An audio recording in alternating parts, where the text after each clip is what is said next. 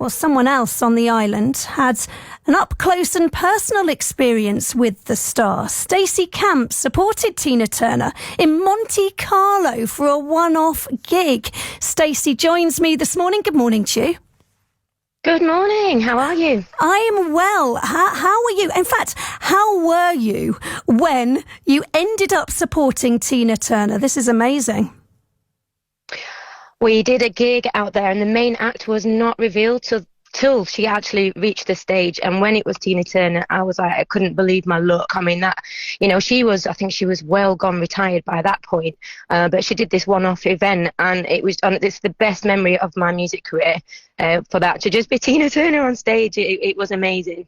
That is absolutely incredible. So hold on a minute, you're on stage and you don't know that it's about to happen? Absolutely not. No, it was not revealed. I'd come off stage. We were waiting for the main act to come, and there she was.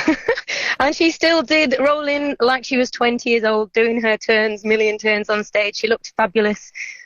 She was not retired in my eyes. She was still doing her thing. It was amazing. She was awesome. Oh, my goodness. And how long ago was this? Oh, I tried to do the maths last night. I think it was around 2008 because I'd done X Factor 2006 and the gig was off the back of that. So around 2008, but she was definitely retired by that point. Oh my goodness. So she would have been about 70 or something, around that kind of age. Yeah. And wow, that's amazing that she brought that energy to the stage. But more, I'm putting myself in your position, that you had this moment of, is this a dream or is this actually happening? I mean, were you a big fan at the time? Well, everyone is, she's really. my absolute idol. Oh, who cannot be? I mean, come on. Her songs are literally going to be played for many generations to come. I mean, even, if I was to have kids, they'll be listening to it in 30, 40 years. These songs are never going to get boring. They're never going to go out of fashion. She's really put a stamp in the music industry, and that will never, ever go away. God, I'm getting choked up because I'm so good. Well, we were speaking to somebody earlier who actually did Tina Turner tribute, and she was crying. She was crying on the radio. She was crying last night when she heard the news. What was your reaction? And was it a moment of play some of the songs and think back to some of the memories?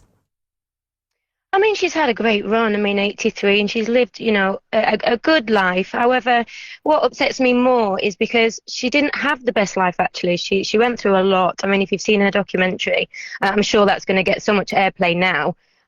People are going to be even more interested. But her life was not, a great ride. She went through hell and back. So that's more, what upsets me more. But she's had a great life when it comes to music, and the amount of respect that people have got for her, is irreplaceable. As a musician, do you think what you've been through comes with you on stage? Absolutely, yeah. I think if you're a true artist, you can't just sit down, write a song about going out clubbing. Some people write some great hits, in that sense.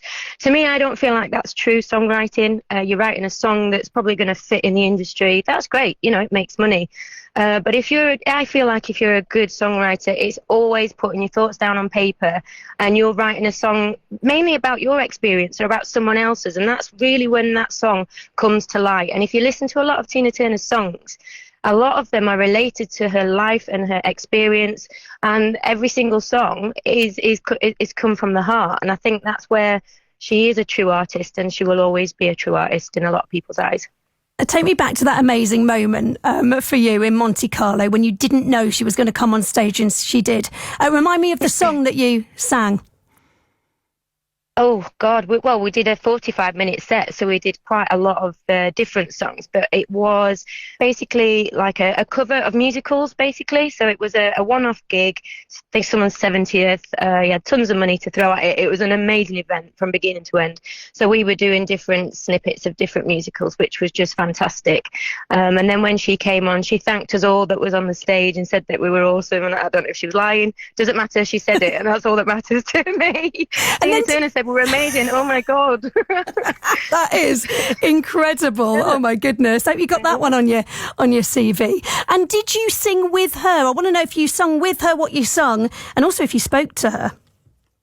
I didn't sing with her, unfortunately. I think I would have passed out, to be honest. It's a good job she didn't invite me on there, isn't it? But I did meet her backstage at the end, and she was just such a wonderful lady. I mean, it went so quickly for me because I just couldn't believe my eyes that, I'd seen her perform for free and then I met her backstage and she was complimenting the performance before, and it was just such an amazing experience. But she'd come across like a really, really nice lady. But you can see she's had pain in her eyes. You know what I mean? Yeah, you can. She had pain in her eyes. Yeah, you can see the pain, the well documented pain, actually, that we all probably know about now. But like you said, that's something that an artist takes with them, and maybe that's the honesty. That's what people could see when she was performing on stage. Before I let you go, Stacey, I've got to ask you a bit more about your music career. Apart from the highlight, of course, of sharing a stage with Tina Turner. Is it true that you've sung at Simon Cowell's house? Yes, it is. I got to judges' houses in 2006 and then 2010. Again, that was a great experience as well. If anyone's going to try out these TV shows, it's just great for the experience, especially for your confidence as well. So yeah, I was lucky enough to get as far as judges' houses both times, but not lucky enough to get to the final. But never mind. That's amazing, though. So a bit of X Factor action for you on two different occasions. Did you actually get to sort of go in Simon Cowell's house? Apparently he's got black toilet paper is the only thing I know about his house. Or did they sort of keep you right on the periphery because, it is Simon Cowell? It is his house, and you do actually do the filming in the house. You don't stay in the house while you're, once you finish filming. But I don't know how many houses he's actually got, because one was in Miami and then the second time was in Marbella. So I don't know. Maybe he's got different coloured toilet papers in each house. I don't know. Who knows? Did you go to the toilet? I mean, you must have needed the toilet at some point. Was there black toilet paper? I don't remember it being black, no. No, I've made that one up, I think. I've made it up. Stacey, it's amazing that you've done that, and to get that far twice on the X Factor. Are you still singing here in Jersey? I am, yeah. I'm more writing now. I do a few performances around the island. I have a duet with a wonderful guy called Paul Bentley. He's my keyboard player. So we've got a lovely duet that's about to launch. It's called The Live Loungers. Keep your eyes out for that. I'm really excited about it as well. It's something very different. We've tried to keep it unique because there is a big scene here in the music industry. So we've tried to be a little bit different, a bit more, very unique to what we are. So keep your eyes peeled for Live Loungers. Super excited for that. And I'm writing songs with my business partner who's actually in France. We have a record label called Phoenix Sounds Music Productions. So we're writing for films and anything that, people want music for, weddings, anything that you want a production for, we will step in and do some songwriting or whatever's needed, really. So, yeah. Sounds great. All the best with that. Thank you very much. And thank you for sharing your memories there. Make sure it is on the CV if it's not already. Shared a stage with Tina Turner, went to the toilet in Simon Cowell's house. There's so much. Oh, and also the amazing things that you just said. Stacey, I was going to get her to sing on the radio live then, but I don't want to be mean. She might not have warmed up this morning. We'll do that another time. Stacey Camps, she lives in Jersey. She's been in the X Factor a couple of times, made it to judges' houses, as you do. I'm wondering if they're online somewhere.